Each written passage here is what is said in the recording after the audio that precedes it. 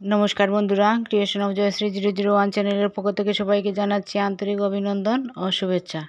তো বন্ধুরা, অনেক দেরিতে হলেও আমি কিছু পুজোর ভিডিও শ্যুট করে রেখেছিলাম।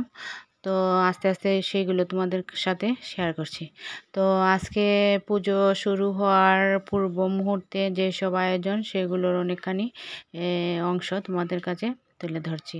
তো পুজো শুরু হওয়ার আগে পুজোর প্রসাদ তৈরির জন্য, নৈবেদ্য তৈরির জন্য ওই কাজকর্ম চলছে, আর এইদিকে ভোগের রান্না হচ্ছে। আর এই যা যা ঠাকুরের ভোগে নিবেদন করতে হবে সেগুলোর প্রস্তুতি চলছে। আর পূর্ব প্রস্তুতিতে যা যা লাগে ফল টল কাটা হচ্ছে। আর এদিকে এই অঞ্জলি নেওয়ার জন্য যে সব জিনিসপত্র প্রয়োজন সেগুলার আয়োজন চলছে। তো পুরোহিত মশাই এসে গেছেন, তো উনি বলে দিচ্ছেন কিভাবে কি প্রয়োজন তা সাজিয়ে গুছিয়ে দেওয়ার জন্য। যতই পূজার সম্পর্কে সবার অভিজ্ঞতা বা ধারণা থাক না কেন, পুরোহিত মশাই যতক্ষণ পর্যন্ত এই পুজোর সম্মুখে এসে না বসেন ততক্ষণ পর্যন্ত যেন কোনো কাজই এগুতে চায় না। তো এদিকে এখানে এই পুষ্পাঞ্জলি দেওয়ার জন্য যে বেলপাতা ফুল লাগবে সেগুলো সাজিয়ে রাখা হচ্ছে। আর ঠাকুরের আসনের সামনে দেওয়ার জন্য বা ঠাকুরের প্রয়োজনীয় যে বস্ত্র, শাঁখা, পলা, শঙ্খ এগুলার প্রয়োজন সেগুলো সাজিয়ে দেওয়া হচ্ছে। আর এই ঠাকুরের মানে পুরোহিত মশাই বসার জন্য আসন দেওয়া হচ্ছে। তো একে একে সব কিছু আস্তে আস্তে রেডি হচ্ছে। এটা হলো এই পূজা শুরু হওয়ার কিছুক্ষণ আগের এই কাজকর্মগুলো।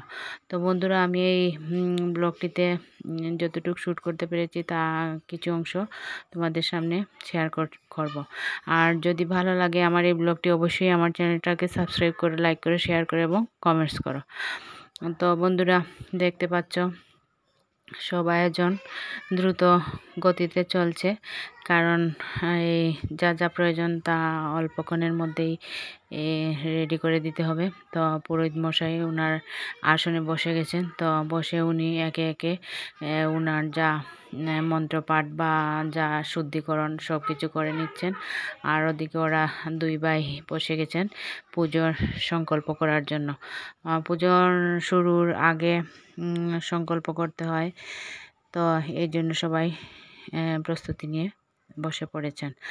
আর এইদিকে এরপরেও যা যা প্রয়োজন আছে, অনেক কিছু হয়তো গ্যাপ পড়ে গেছে, তো পুরোহিত মশাই বলে বলে দিচ্ছেন কি কি এনে দিতে হবে। তো সবাই সব দিকেই কর্মব্যস্ত, আমিও নিজে ব্যস্ত। তো বেশি অংশ আমি আর শ্যুট করতে পারি না, কারণ অন্য কেউ যদি করে দিত শ্যুট, তাহলে হয়তো পূজার সম্পূর্ণ অংশটি আমি শ্যুট হয়ে যেত আর কি।